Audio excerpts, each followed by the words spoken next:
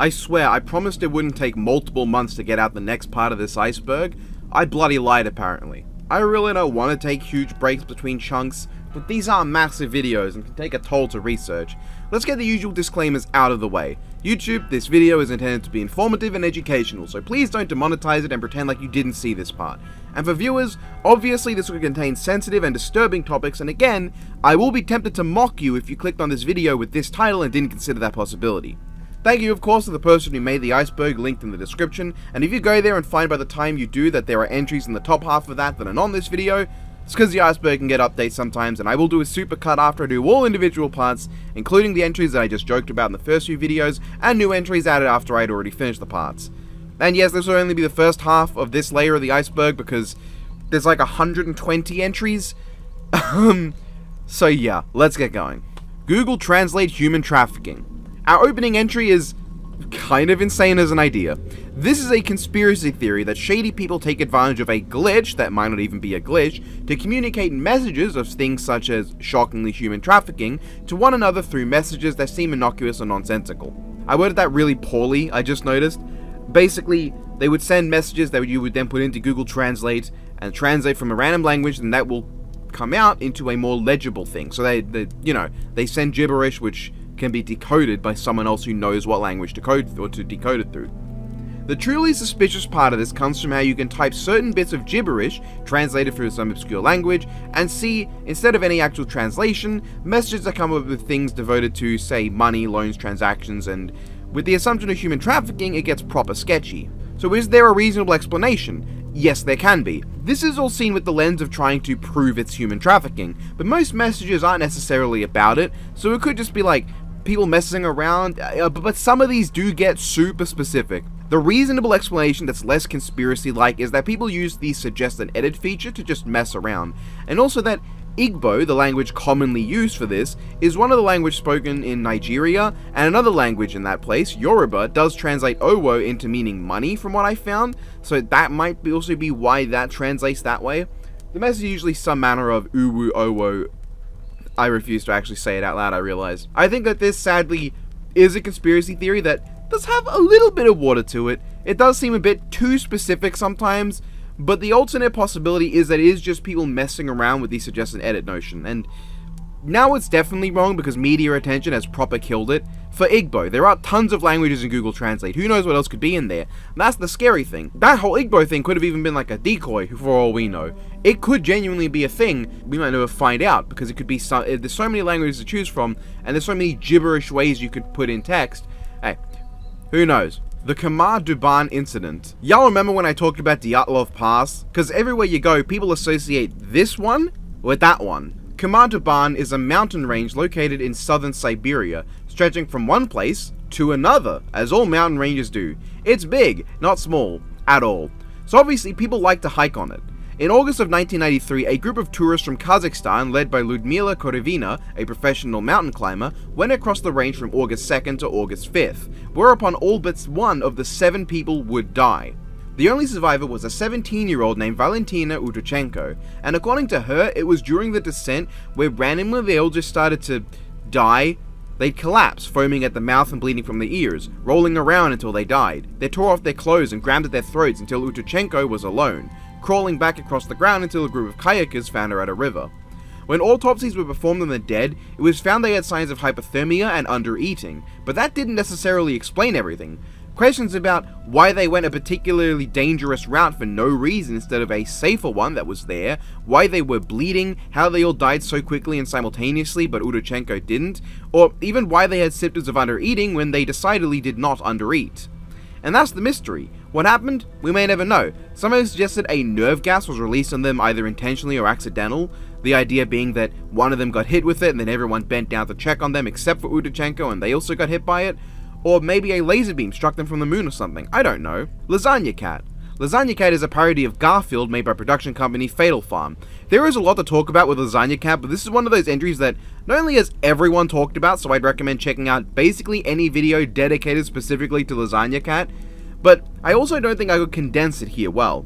That said, Lasagna Cat primarily consists of direct adaptations of Garfield comic strips into live action, often followed by something completely batshit bonkers insane afterwards.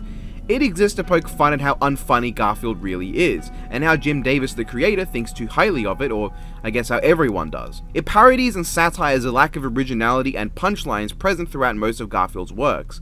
And then there's also that multiple hour-long video about knock-knock jokes that ends with a public restroom childbirth. That was something. Lasagna Cat is genuinely fascinating though, so do go just check out videos like the one from Insider Mind on it. I don't think I could probably do it justice with a quick summary for an Iceberg video. This is going to be long enough as it is. The Pink Panther Robberies. The Pink Panthers are an international dual thief network active since 2001 with over 800 members, believed to be composed of Bosnian War veterans. And indeed, they are named after the Pink Panther because I don't really want to go over all their robberies, but they performed over 100 across more than 20 countries, and even did the biggest robbery in Japan's history, in March of 2004 where they took the $30 million Comites de Vendôme necklace. Do I really need to explain everything here? Like, authorities have arrested some have broken out, we don't know all the details, it's a weird thing overall, and why did Interpol name them the Pink Panthers? Putney Bridge Jogger. In August 2017, CCTV footage of a woman being shoved by a jogger on Putney Bridge into the way of a bus came out. Thankfully, the woman, who was shoved in May before the footage was released, escaped serious injury thanks to the bus driver swerving in response. Over 50 subjects were looked at and 3 were even arrested, but they all ended up being released without being charged. This investigation has been closed and we have not yet discovered who it was.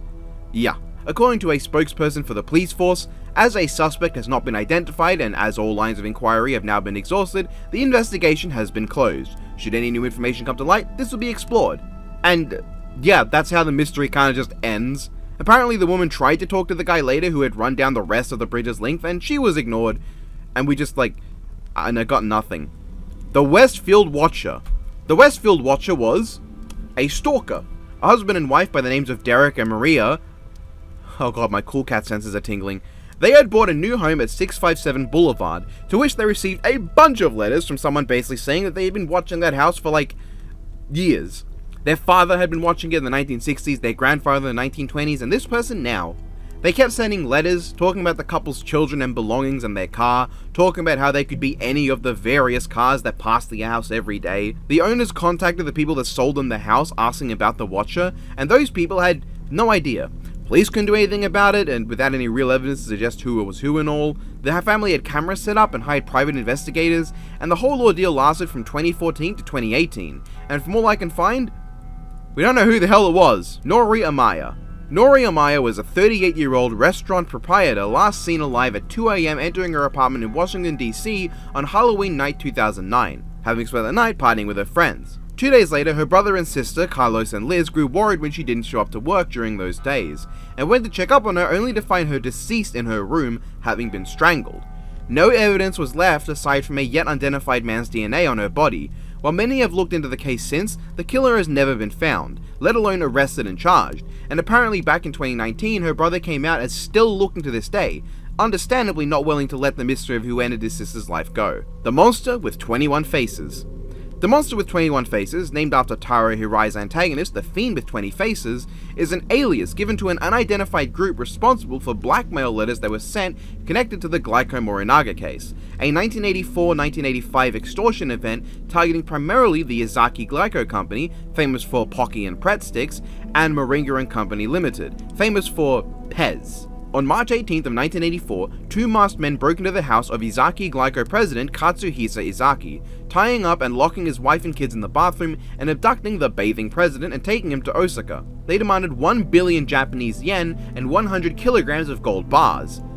And then he just escaped 3 days later because we live in a cartoon. The monster sent this absolutely legendary letter on April 8th of 1984, which I will read out to you in the voice of Frieza from Dragon Ball. To the police fools, are you all stupid? What the hell are you doing with all that manpower? If you're professionals, then come on, catch us. We'll give you a hint since you're so handicapped. There are none of us among Izaki's relatives. There are none of us among the Nishinomiya police. There are none of us among the flood prevention corps. The car I bought was grey, and the food I bought was from Daiei. If you want more information, ask us for it in the newspapers. After telling you this, you should be able to catch us. If you can't, then you're just tax leeches. Shall we kidnap the head of the prefectural police too? They also sent a letter to Morinaga November 1st that went, To President, You saw our power, didn't you? If you disobey us, we will destroy your company. You will get killed. Decide whether you want to give us money, or do you want to see your company destroyed? Tell us in the Mainichi newspaper on either the 5th or 6th of November. Use the missing persons. Use these words in the reply. Jiro, Morinaga, mother, police, bad friend, monkey, meal. As we said before, we want 200 million yen. Monster with 21 faces. I know this is a serious case, but like, these letters are way too funny. They're so over the top. That said, this was a pretty big case, and even though Izaki escaped, the group continued to blackmail and harass both companies, which is no laughing matter. The group attempted poisoning with sodium cyanide. They lit things on fire, and unfortunately, they were responsible for the self-imposed death of Police Superintendent Yamato of Shiga Prefecture. Unfortunately, they were never found or identified, and the statute of limitations for all of their crimes have run out. Sabina and Ursula Eriksson. This is just a really fucking weird case. Sabina and Ursula Eriksson are a pair of twin Swedish sisters who departed to Liverpool, England in May of 2008. Every single part of this feels like just plot twist after plot twist. So first, they were on a bus, right? You know what a bus is, right? They were acting erratically though, clinging to their bags and being really suspicious. When they refused to let the bus driver check their bags for illegal items, he did not let them reboard the bus. Police were called, but they left the two alone. So then they ended up on a highway, the M6 even. According to their brother, they were running away from maniacs, something that I believe they certainly thought they were doing, considering, you'll see. Police arrived, and they just happened to be filming for a show called Motorway Cops, so a lot of this is both caught on crisp camera, and I also cannot show you because it's copyrighted footage. So the police show up, and then the natural response occurs, and Ursula just flat runs straight into the middle of traffic like she's aiming to no-scope an oncoming vehicle with her face, and indeed gets plastered by a high-speed truck hitting her. And then Sabina, wanting in on that, did the same thing but with a Volkswagen Buzzbox. Both were injured, obviously, and you might think at that point they did something normal. Instead, Sabina got up and started running again. She called for police to help, she laid out one of the coppers, but eventually she was restrained. Apparently she had some manner of reported superhuman strength, which, given the hysterical behavior, I'm willing to believe was hysterical strength coming into effect. Eventually though, she was sedated, cuffed, and they were both flown away. But hey, Sabina was then let free, and at that point, she met the 54-year-old Glenn Hollinshead and his friend Peter Malloy. The two invited her to stay at Glenn's house out of pity when she asked if they knew any nearby places to stay while she looked for what hospital had her sister. The next day, after Malloy had already left the night before, Sabina stabbed Glenn multiple times, and he passed after staggering out of his house. Sabina ran from the home, carrying apparently a hammer that she repeatedly struck herself with, until a passing motorist by the name of Joshua Gradage attempted to stop her, to which she hit him with a roof tile she had in her pocket and jumped off of a 12-meter bridge, breaking both of her ankles and fracturing her skull, to which she was taken to hospital. Sabina pleaded guilty to manslaughter, and the defense claimed that she suffered from shared hysteria with her sister, that she heard voices due to a psychiatric disorder, and that she had acute polymorphic delusional disorder.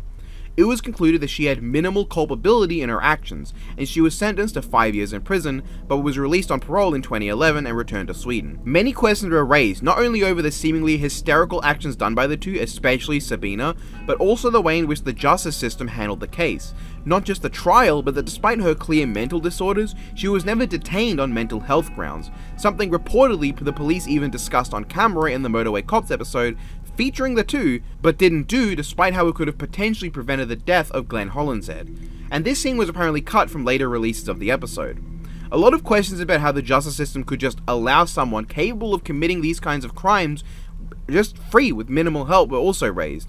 And there's a lot of unfortunate things that came together in this case, so let's move on from here. Mongolian deathworm. Oh goody, something silly, a cryptid no less. The Mongolian deathworm, or Olgoi kokoi, is a supposed Gobi desert creature first brought to the West's attention in a 1926 book named On the Trials of Ancient Man.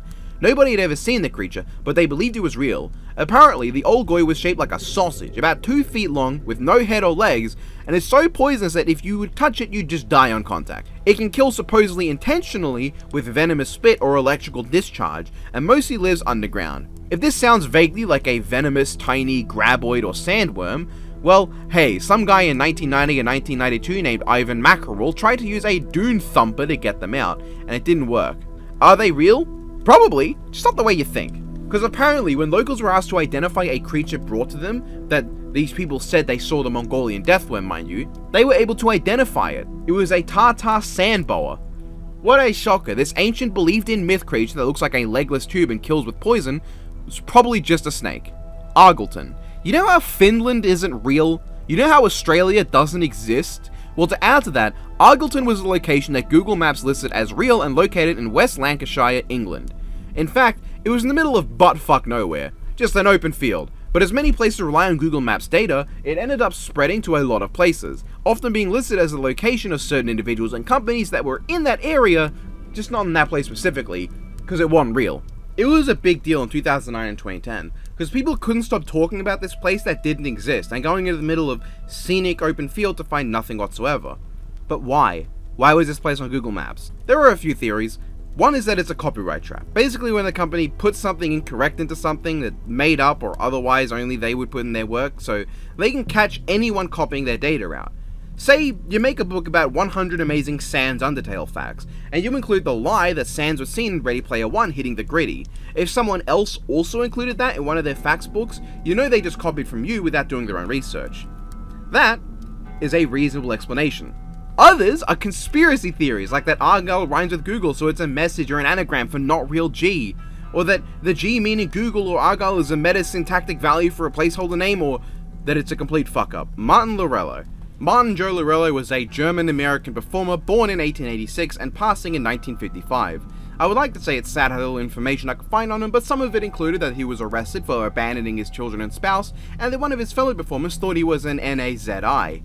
So, this fucking moron had the funny ability to rotate his head 180 degrees, getting him titles like The Human Owl and Bobby the Boy with the Revolving Head. What kind of title is that? Which he accomplished through a combination of a bent spine and practice in dislocating his vertebrae. You would be shocked how little information there is other than that. Vasily Alexandrovich Arkhipov.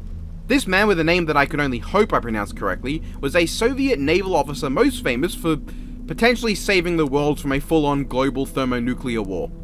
Long story short, you know that thing called the Cuban Missile Crisis? So during that, 11 US Navy destroyers and an aircraft carrier located a diesel-powered submarine with nuclear armaments in international waters, and started dropping depth charges to signal them to surface and identify themselves. Now this submarine, the B-59, was too deep to monitor radio signals, and was hiding from the Americanos. The captain, Valentin Grigorovich Savitsky, declared that the war might have actually already started, and wanted to full-on just send a T-5 nuclear torpedo out to get some good ol' exploding done. The submarine, thankfully, was unique. It required 3, not 2 people to authorize a nuclear launch. The captain, Savitsky, the political officer, Semyonovich Maslevinkov, the political officer, Semyonovich Maslenikov, god damn it, and executive officer Arkhipov, who was the only one against this order, and he managed to convince them to surface and actually get a handle on what was going on instead of just firing nukes willy-nilly.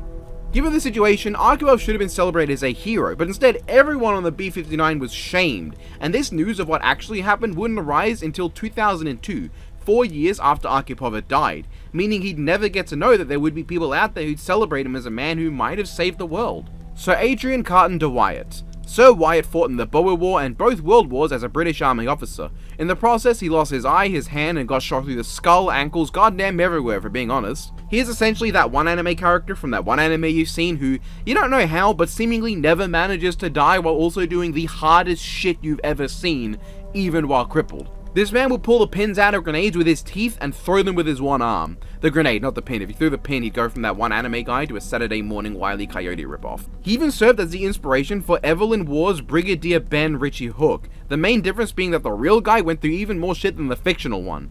The man's unreal, and to really emphasize the anime character thing, apparently he said that he actually enjoyed the war too. Edwin Arthur Coward, Roy P. Lucas, Bjorn Glavier Bergerson, Truls Hellevick, and William Crammond.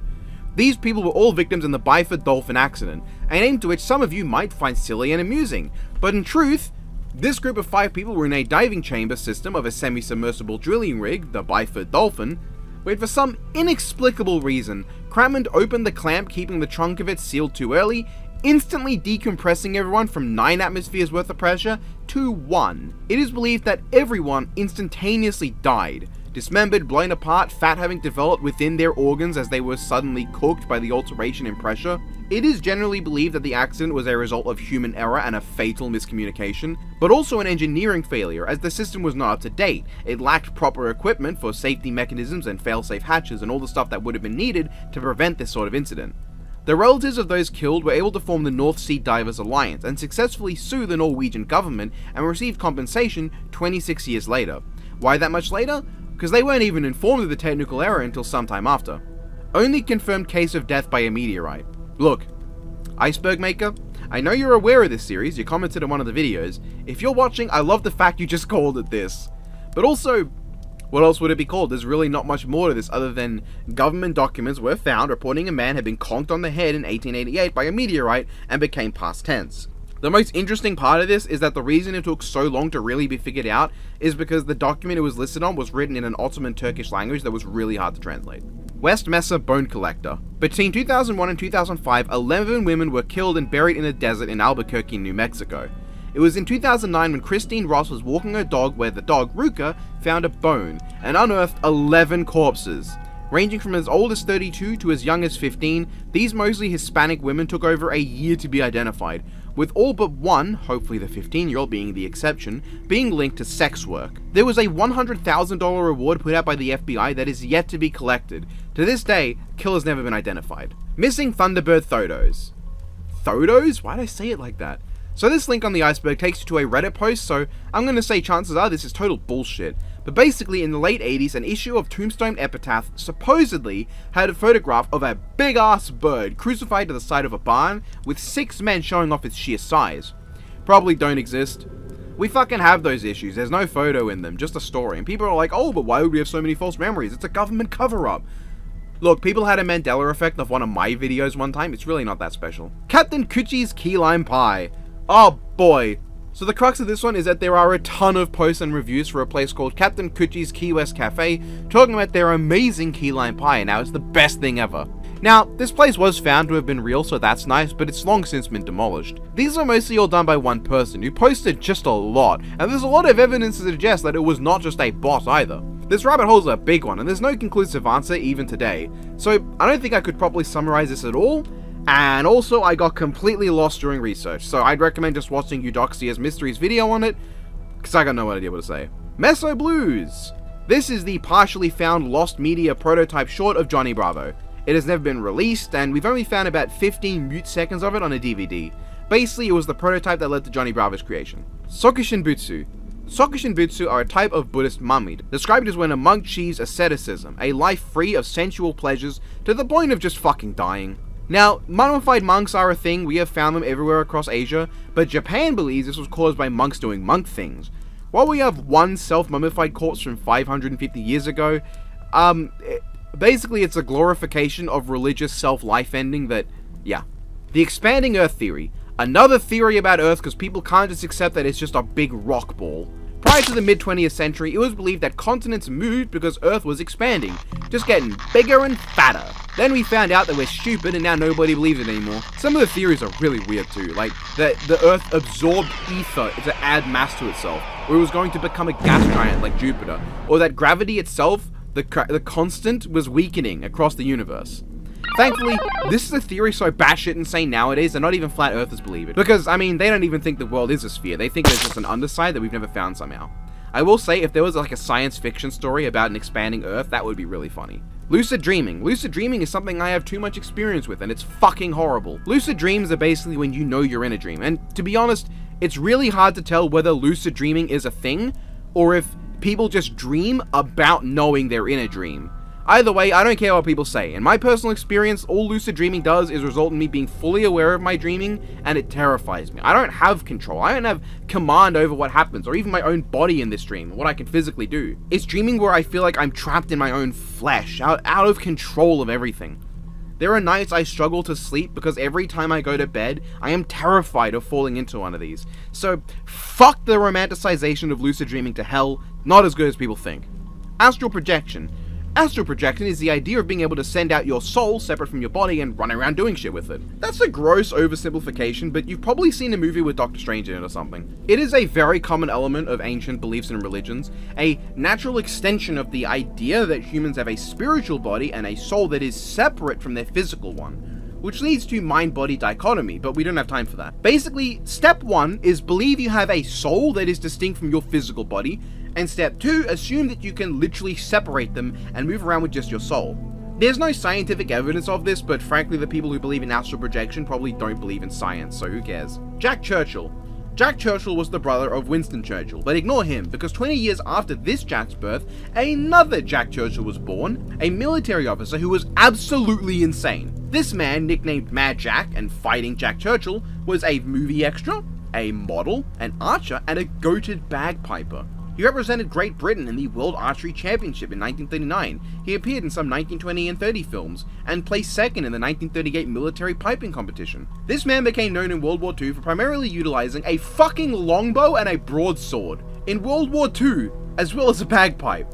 Cause of course he did.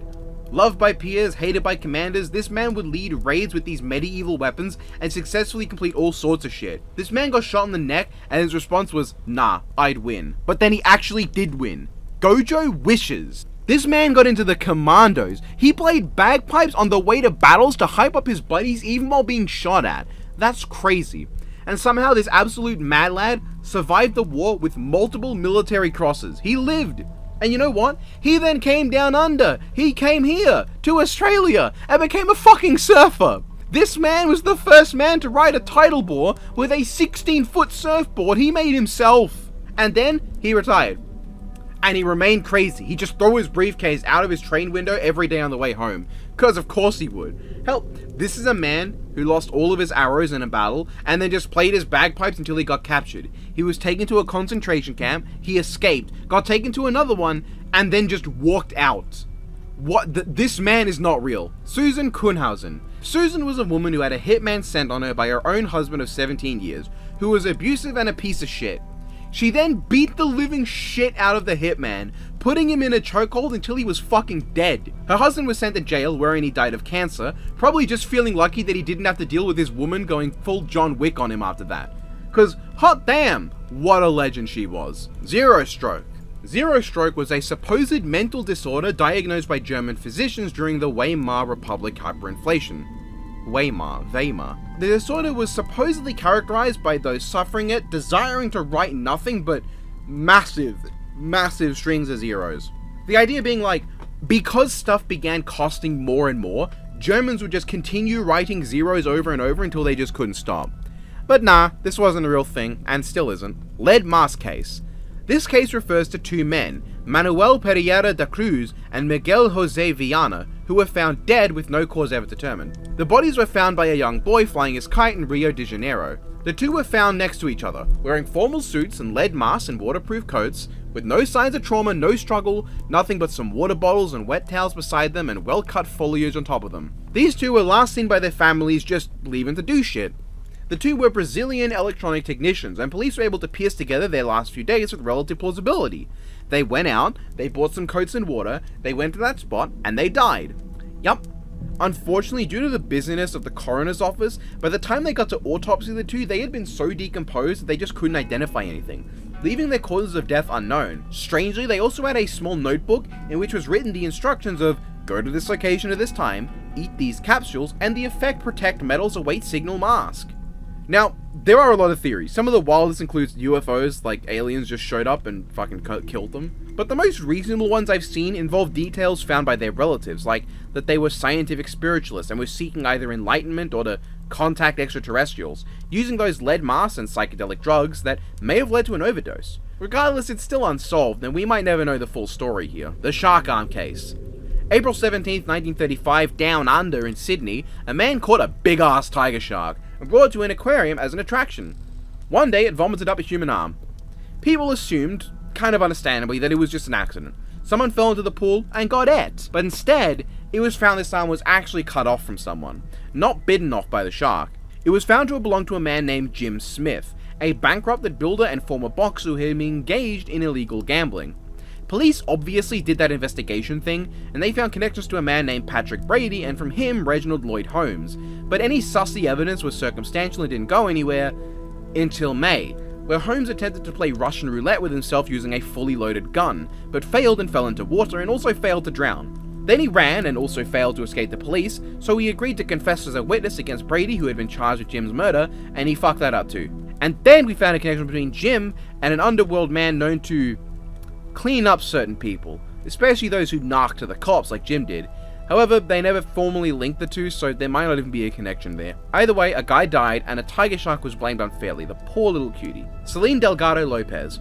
Around midnight, Mexican channel Canal 5 would air a broadcast called Servicio a la de Comunidad. I just know there's someone in my Discord who's going to comment on my pronunciation of that. Shut up. Which would list the names of missing people hoping to get information. And in 2001, this happened. Selene Delgado López, de 18 años, se extravió el 22 de abril en la delegación Álvaro Obregón.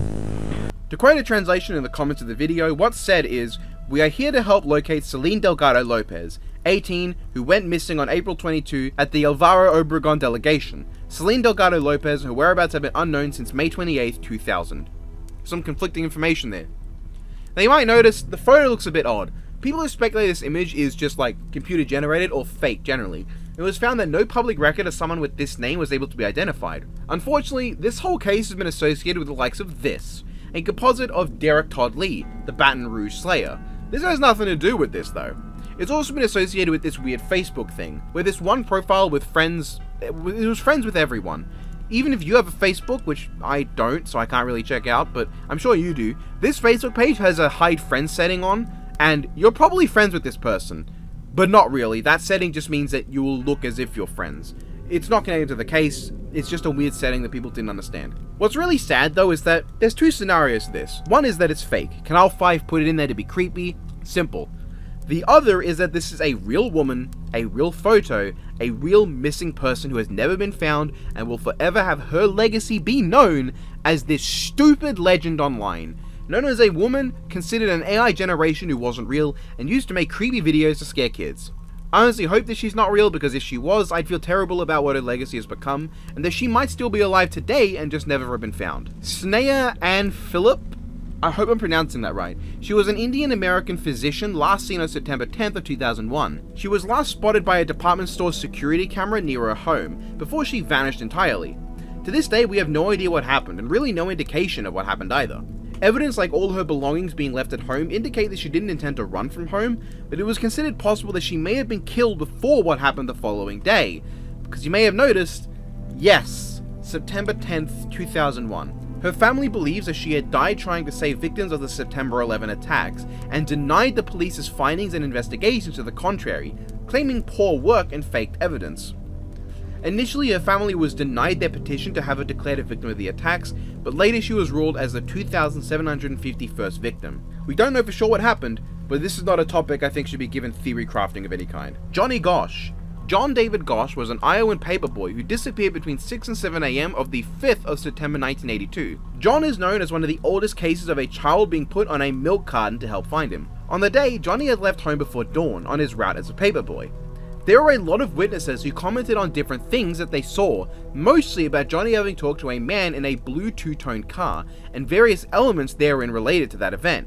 One man even saw the license plate of the man's car, but couldn't remember, not even after undergoing hypnosis. It was sometime later that day where Johnny's parents received phone calls about people complaining that they'd not received their papers that day, and later they reported his disappearance, to which the police came quite slowly, to the point where his mother later complained about how long it took. You might not be surprised to know that over 40 years later, he's still not been found. While there have been leads, such as that he'd apparently been spotted in Oklahoma screaming for help later that month, and that there were photographs sent to his mother of various missing children in 2006, one of which has never been identified, but she insists was Johnny, nothing's come of it.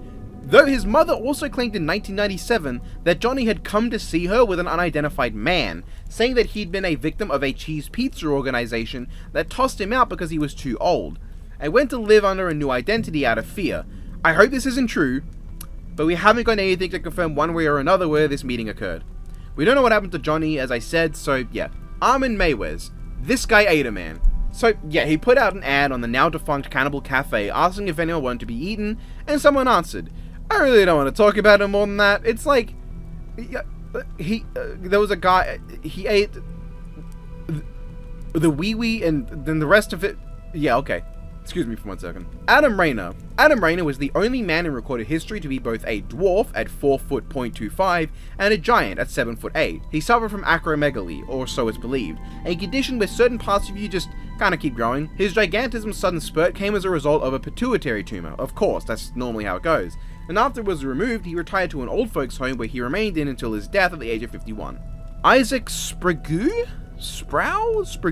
Isaac W. Sprague was a sideshow performer billed as the living human skeleton, because, I mean, you can fucking see. From the age of 12, he began losing weight at a rapid pace, a result of believed extreme progressive muscular atrophy, which is what eventually led to his own demise. Just to keep himself awake and conscious, he'd need to carry milk on his person every day to just keep on drinking. But sadly, he would die in poverty at the age of 46 in 1887 on January the 5th. It wasn't all bad though, he did have a wife and kids. Mark Hartzman's book American Sideshow quoted him as having said, "Life that at times seemed so little worth preserving now seemed more precious." Felix Wary.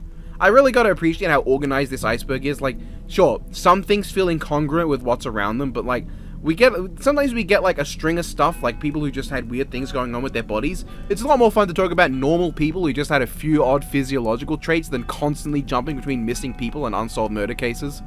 So Felix, he was the elastic skin man. He had elastic skin and lived from 1853 to 1933. He went to circuses and sideshows and is believed to have suffered Ehlers-Danlos syndrome, which is why his skin was so goopy. Alexis St. Martin. Alexis Bigodin St. Martin was shot one day, and so there was a big ass hole in him. This hole was exploited by William Bernot to study the workings of the stomach and digestion in 1822, which gave us a greater understanding of our digestion than ever before. That's basically it. I mean, there's more to it, but I just summarized it entirely. And hey, it was pretty important. Jonathan. Jonathan is believed to be the oldest known living land animal, a 191-year-old Seychelles giant tortoise born in 1832. As of January of 2024, he's still alive. He's basically blind and he can't smell food and only really has his hearing at this point, but this beautiful creature remains alive as of recording this and will be mourned when he eventually passes. Lonesome George. Speaking of mourned, my heart sank when I saw this was in the tier. Lonesome George was an endling, the last surviving member of his species known, that species being the Pinta Island tortoise. Having hatched in around 1910 and passed in 2012, Lonesome George is a still used symbol of conservation efforts across the world. Unfortunately, while he was alive, we weren't able to find him a suitable mate, and he died without continuing the lineage of his species. However, his genome was mapped, and closely related species have been found and identified. So someday in the future, Lonesome George may end up being the catalyst to the return of his species. I can only hope so. The Hands Resist Him painting. The Hands Resist Him is a painting made by Bill Stoneham in 1974 that is supposedly haunted, having been associated with 3 deaths since its creation. The painting is actually a really interesting piece, the doorway being the divide between the material and immaterial worlds, every hand representing another possibility in another world. It even has a follow-on painted in 2004, The Resistance at the Threshold, and another in 2012, called Threshold Revelation, and finally The Hands That Invent Him in 2017, and in 2012 we also got What Remains. There's an aura to them, and ignoring the internet urban legend stuff, these are genuinely creepy, but also thought-provoking art pieces. Anyway, according to Stoneham, the owner of the gallery in which it was first displayed and the art critic that reviewed it died within a year, so that's probably where it comes from. That and actor John Marley, who owned the painting, also passed away, so when it was listed on eBay, it was listed as cursed. U/snapped fingers. This is a Reddit thing, so chances are it's stupid. U/snapped fingers was a user who posted that they were going into the Paris catacombs, which, if you've been keeping up with the series, you know is a pretty fucking stupid idea. After that, they just vanished. That should be where it ends, but some people had to go back and look through their old posts and found some weird shit. Stuff like interdimensional demon posts, asking about cutting off their own finger, seeing people get hit by trains, and posts about the Paris catacombs asking about if there were hell portals in them. So, we can conclude that this is either a troll or a mentally ill person, and hopefully, no matter what it was, if they were mentally ill, I hope they didn't get lost in those catacombs and got some help instead. And if they weren't mentally ill, I still hope they didn't get lost in those catacombs. U/Worthless319. So this is the story of a man who took a gun and took his groin and tried to catch a bullet with it. Then he ate it. Not the bullet, the thing that detached from him. An act of heroism because he thought that due to a DMT trip, he'd saved the world from a North Korean nuclear attack. 1973 Stockholm bank robbery. Have you ever wondered why Stockholm is the location we chose to name Stockholm Syndrome after? Probably not, I doubt you've ever questioned it. Stockholm is a city in Sweden, and in it a 1973 bank robbery took place, known as the Norrmalmstorg robbery. It occurred in August of that year, and was the first ever Swedish crime broadcast on live television. Jan-Erik Olsson was on leave from prison, because that's a thing you can do, and brilliantly chose to rob a bank as if that would help his situation. Police showed up, which did help, as they escorted everyone out the bank other than the hostages Olsson had. He demanded money, guns, and a beautiful Ford Mustang. Also his friend, Clark Olofsson, a bank robber. And then the police just kind of fucking did it. They had the situation of facing off against one bank robber, and then was like, you need backup, which was brilliant. Those two then kept up a 6-day siege, so at that point the hostages had become friends with the captors. One of them outright got pissy with the fucking Prime Minister of Sweden, Olof Palme. And then the police locked everyone in the bank vault and drilled their way in, then gassed everyone. Nobody got permanently injured, but the hostages remained friends with the criminals. This coined the term Norrmalmstorg Syndrome, which we realized was a stupidly hard name to pronounce in English, so now we have Stockholm Syndrome. And thus both the criminals were charged, including the one they literally sent in to commit the crime. Yeah, fun story. Oh, and then Jan-Erik wrote a book about it in 2009. Wangongchang explosion. Oh boy. So, in 1626, yes, 1626, a big fuck-off explosion hit Ming-era Beijing, killing 20,000 people and being heard over 150 kilometers away. This was one of the most important events in modern Chinese history. It destroyed the Wangchonggang Armory and annihilated multiple government officials. This shockwave, the shock, even killed the crown prince of the then Emperor of China. It was believed at the time to have been a divine punishment from the heavens for the emperor's political corruption and needless conflicts. The Ming never recovered from this event in terms of the damage done to their military hardware. The government's budget was stretched extremely thin, the population lost faith and support towards the monarchy, and when the emperor died the following year with his heir also having perished due to the boom, his brother inherited the throne, who purged the way and lost an important stabilizing factor to their rule, all leading to the fall of the Ming dynasty not even 2 decades later. Of course, an explosion this cataclysmic that was even reported as having had a massive cloud in the shape of a mushroom that lasted for hours, recorded in many catalogues of Chinese history and calamity, has no confirmed origin. The most prominent theory is that it was a result of the sheer fuck ton of gunpowder at the epicenter, sparked either due to a mishandling, sabotage, or static electricity. Other possible theories have included a meteor strike, natural gas explosion, or volcanic activity. Whatever the case, this was a nuclear bomb-level explosion that occurred in 1626, and scared the ever-living shit out of everyone involved. It basically spearheaded the rapid decline of the Ming dynasty. The Monster Stuttering Experiment. In 1939, Wendell Johnson conducted an experiment known as the Monster Study, involving 22 orphan children. He didn't call it that, but rather it was called that by his peers because they were mortified by Johnson using orphan children for the experiment. It was kept hidden due to the fear of Johnson's reputation being ruined and correlated to the human experiments of World War II, and the results were never released. All we have of its details are recorded in Johnson's own thesis. The point was to induce stuttering into healthy children. They would positively reinforce half of them and negatively punish the others, forcing half of the kids into stuttering. And the negative effects of this experiment would carry with some of the orphans for the rest of their lives, as they would hold on to speech problems due to Johnson's actions. Oh no, there are no less than 8 red names coming up. You know what this means. Patricia Meehan. Patricia Meehan was a 37-year-old American woman who was involved in a car crash in 1989 and then disappeared. There were over 5,000 alleged sightings of her in the months and years after, of which some have even been confirmed by police. Today, the investigation is still ongoing 34 years later and has never been concluded. Off-duty police dispatcher Carol Heights had seen Patricia running off after the crash, but we don't know what happened or why. So, yeah. Stephen Kubacki. Stephen Kubacki was a man who disappeared on February 19th of 1978, and then just reappeared in 1979. Apparently he remembered none of it. He went skiing, vanished, showed back up in a field 14 months later, and was just fine. Yeah, that's one of the stories we don't really know much about what happened or anything, but thank God one of these ends with, and then they found the person and they were not dead. Jennifer Keese. Jennifer Keese was an American finance manager who disappeared in Orlando, Florida on the 23rd of January 2006. Now, there is one thing about this one that kind of sets it apart, and that's this creepy as fuck footage showing a man on security cameras parking Jennifer's car and walking away. He was caught on camera, but got away with it because he's completely indistinguishable. Like, the bad quality and the fucking fence, just wow. This is creepy as shit to me. And it all but confirms that Jennifer probably didn't just vanish but was abducted. Last heard from at 10 PM when talking to her boyfriend on the phone, the footage of her car being driven up was taken at 8:10 AM the following day, giving us our time frame more or less. Due to a lack of evidence indicating a struggle in her apartment, but plenty evidence indicating that she had prepared for work, police believe that she was abducted on her way to her car that day, and no evidence was found that really helped identify whoever did this to her. Jennifer to this day remains on the FBI's missing list, and the case has been moved between different departments, offices, and so on for all these years, and remains ongoing. Jody Huizentrout. Jody Sue Huizentrout was an American news anchor in Mason City, Iowa, who disappeared on June 27, 1995. Signs of a struggle and witnesses hearing her screams indicated that she had been abducted. When police arrived at her apartment, they found her belongings just scattered everywhere. Her car was still in the lot, and a palm print was found on her vehicle that was never identified. As it turns out, police didn't properly take care of the scene, which meant that evidence could have been tampered with or contaminated. There were reports of a white van having been seen at the parking lot, which is pretty sus and was investigated. Her family also met with psychics, which then became the pilot of psychic detectives, because of course it did. Long story short, nothing concrete came of any of these investigations. In May 2001, she was legally declared dead, and yet searches still continue. People are still searching for her or her body, and nothing's come of it.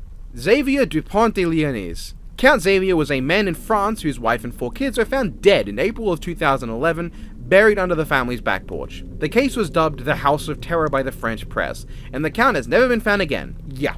Letters were left saying that the Count was actually a US spy and his family had been taken to witness protection, which you can probably tell is a big load of bullshit. We don't know what happened, but obviously Xavier is the main suspect. Some people think he successfully got off, and some people think he fucking ended himself too, but who knows.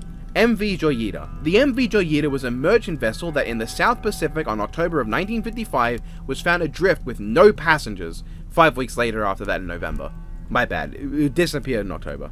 We have no idea why the crew vanished, given there was still fuel in the boat, and it was a boat that was basically impossible to sink fully due to its light weight. Cargo and equipment was missing, which means they probably chose to leave. Theories of what happened include Japanese involvement, insurance fraud, or that there was a mutiny or the captain had died. This was a while ago, so we probably won't know what happened, but all crewmates were declared dead in 2012. Bryce Laspisa. Bryce Laspisa was a 19-year-old whose car was found wrecked in August 30th, 2013. He was last heard on his way to his parents' house, and this came off the heels of alarmingly frequent substance abuse usage and odd behavior. His car was found with shattered windows and all of Bryce's belongings, but not Bryce himself. Even when dredging through the lake his car was found in, they couldn't find him. It's unknown what happened, whether he was on drugs or anything, but we don't know. Neo Babson Maximus. Despite his awesome name, New Greatest was a man who vanished on October 13th, 2007. What happened? Well, he attempted to break into someone's house, was found out, apologized, and then ran away and was never seen again. His car was found abandoned, his belongings also left around the police, and he was never seen again. Now, Neo was known to have suffered from bipolar and stopped taking his medication at the time of his disappearance, and it's believed he may have been having an episode at the time of that disappearance, and may have even hitched a ride in a truck and left his life behind. As of yet, we don't know though. I-70 Killer. The I-70 Killer was a yet unidentified serial killer with 6 confirmed kills, named for the fact that all of his confirmed victims worked as store clerks in locations that were located a few miles off of Interstate 70. Mostly women with 1 man, he was also suspected of having shot 4 other people, of which 1 did survive. All 6 confirmed murders occurred with similar methods at similar times with similar targets and all shot with the same gun. They were pretty easy to link. 2 composite sketches were able to be made, with a description of the man as a 5'7" to 5'9" skinny guy with lazy eyes and reddish sandy blonde hair in his 20s to 30s. But that's all, otherwise it's considered a cold case, and I introduced you to him as unidentified.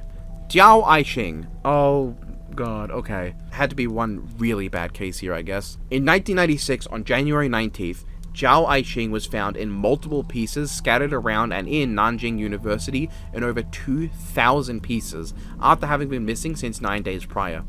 It is known as the I-19 dismemberment case. Diao was last seen leaving a dormitory after an argument with dormitory management.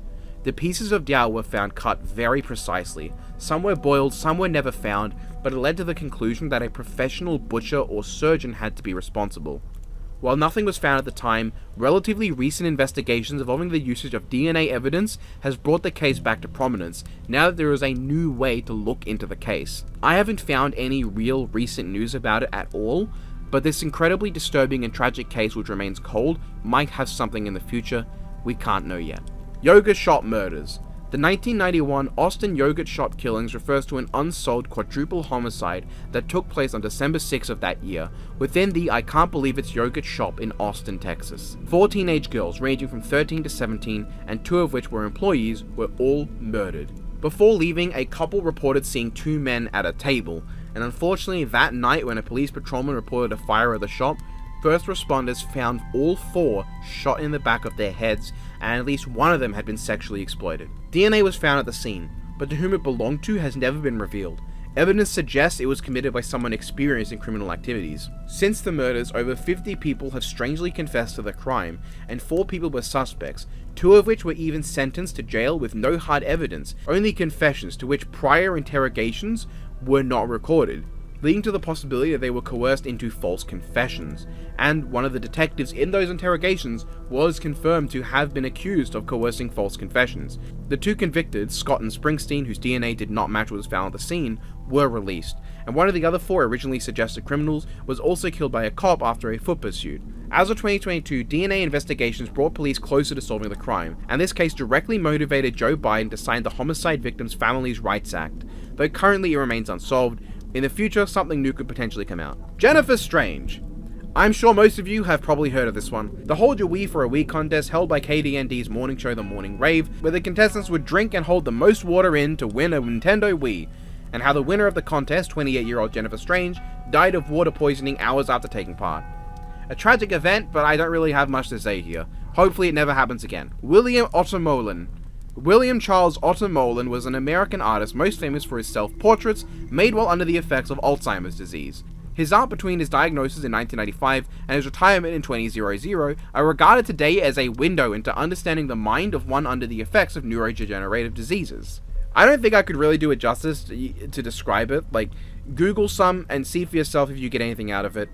That's what art is about, and for personal reasons, I'm just not the biggest fan of talking about Alzheimer's. Somerset Slime. The last entry for today, cutting around the halfway mark at the 62nd odd entry of this layer, we're talking about some jelly-like slime that was found randomly in 2013 in Somerset Nature Reserve. This was pretty mysterious, but was later found to have likely just been glycoproteins let out by unfertilized female frogs. See, usually when frogs get startled, they will occasionally just kind of, like female frogs just sort of like lay their eggs, but it's like in a glycoprotein, because they're unfertilized. It's usually a result of fear from being attacked by predators and whatnot, so yeah. Wow, why do we always leave on the most disappointing entries? But hey, that's the video. I hope you all enjoyed that. I'm tired. Let's move on to the reading things out from the Patreon server thing, which I haven't done all year, shockingly. It feels so weird to me that the only time I've used this model was a fucking ERB video. Anyway, thank you for watching, everyone. I hope you enjoyed. I seriously still am hoping that I'm going to be able to get out the second part of this tier of the Iceberg within less than a few months, but I also do not trust myself to hold true to that. I've got a lot of stuff to do, and a lot of stuff to make, and the whole situation with Rooster Teeth is having an impact on my productivity, but I am doing my best to try and keep things going. So thank you everyone for watching, thank you for supporting. I've been making a lot less money lately, which is a shame. But hopefully I can just cling on and don't have to go start doing productive stuff to society, and taking away time that I could be spending making videos for all of you lot. And to that extent, thank you everyone who supports me on Patreon. You have a huge impact. An extra $100 a week might not sound, or a month might not sound like the biggest, but trust me, every little bit helps. To which, if you want to support me and get access to my Patreon-only Discord, you can use the link in the description to go there. And you can make me say weird shit like this, which I intended to do at least a few times earlier this year and just never got around to it, except one time where I did, but then there was an error with my computer that fucked it up. So we're going to do it this time. Okay, what have we got? That is not true. No, that is just not true. I will consume you. Like the letters. No, yeah, I mean, like, yeah, I kind of. It's nemming time. Yeah, you're damn right you ran out of ideas. Exactly, the Nem slander will not No, I still don't do that! I am Nemesis, and I approve... Okay, so... Full transparency. I have Steam. I don't really tend to use it. I do have an Xbox One, and I used it to play Halo, and frankly, fucking nothing since then. And Gran Turismo as well. I mostly just use PlayStation and Nintendo Switch. I miss my wife, Tails. Imagine actually putting that delivery on Dr. Eggman. That would look so weird. Imagine taking your audience hostage. I don't do that! Also, I don't think I've ever been to Broken Hill. Bustin' makes me feel... kind of middle of the road. I can't scream. It's like really early in the morning. Have fun conversations, enjoy talking to YouTubers, learn fun matchups, please. Autobots, do not take 20 Energon gummies before rolling out. Biggest mistake I made in my fucking life. I need a hug. Never played Subway. Oh no. I absolutely have. What am I talking about? Alright, that's all that. I spent more of that time talking at people instead of saying what they wanted me to say. But you know, you give me nothing to work with and I have to make something of it. You know, it's difficult. So yeah, again, I hope everyone enjoyed. And I hope you have a good one. And I hope to fucking God I get Iceberg 5.2 out. The thumbnail probably won't look as nice as this one. I don't know. This might be my favorite thumbnail I've made for the series. I'm just hopeful that the Iceberg doesn't get updated anymore, because that would be a real pain in the ass. Alright, see you everyone. Have a good one.